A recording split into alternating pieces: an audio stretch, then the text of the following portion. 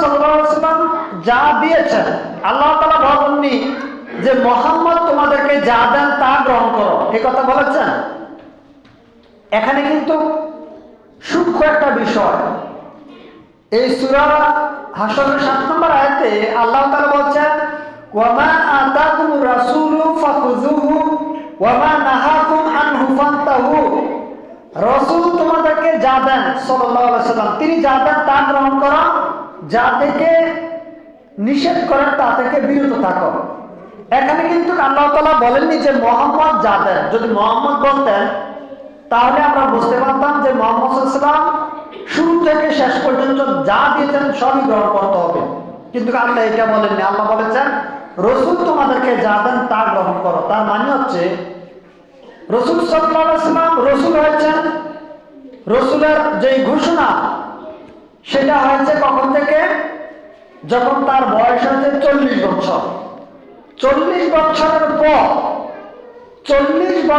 পর রাসূল সাল্লাল্লাহু আলাইহি ওয়াসাল্লাম যেহেতু রাসূল হয়েছেন, রাসূল হওয়ার পরে তিনি যা দিয়েছেন তা গ্রহণ করতে হবে। কারণ আল্লাহ বলেছেন ওয়ামা আতাকুমুর রাসূলু, রাসূল তোমাদেরকে যা দেন, তার মানে তিনি রাসূল হিসেবে আমাদেরকে যা দিয়েছেন তা আমাদেরকে গ্রহণ করতে হবে।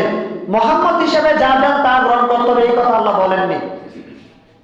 হেরা গুহার মধ্যে তিনি ছিলেন, এটা রাসূল হওয়ার আগে না পরে?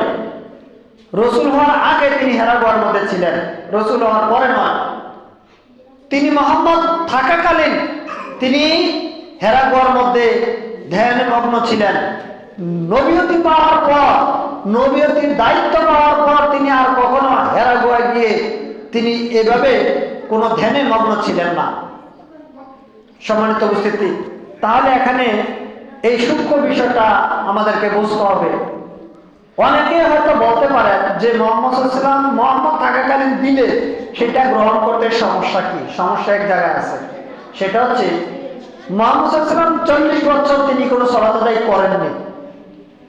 এখন আপনি যদি ধরে নেন যে 40-এর আগে যা দিয়েছে সবটাই গ্রহণ করতে হবে, যদি এটা ধরে নেন, তাহলে আজকে আপনি এই ঘোষণা দিতে পারবেন যে এখন থেকে আপনার সন্তান 40 বছর যাবত সে কোনো সালাত আদায় করতে পারবে না?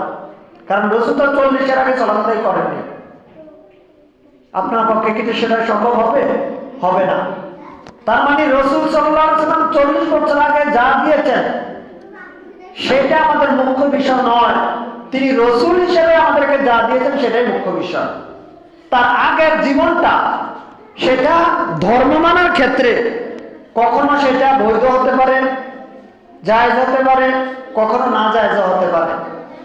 যেমন সালাত আদায় করেননি, এটা যদি এখন কেউ এই ফতোয়া দেয় যে 40 বছর সালাত আদায় না করলেও চলবে, কারণ রাসূল তো 40 বছর আগে তিনি সালাত আদায় করেননি, এই দলিল যদি কেউ উপস্থাপন করে, তাহলে তার এই ব্যাখ্যা কি ঠিক হবে না ভুল হবে? ভুল হবে। সম্মানিত উপস্থিতি, এই জন্য বলছি যে আল্লাহ তাআলা এই শব্দটা ব্যবহার করেছেন, রাসূল তোমাদেরকে যা দেন তা গ্রহণ করতে হবে।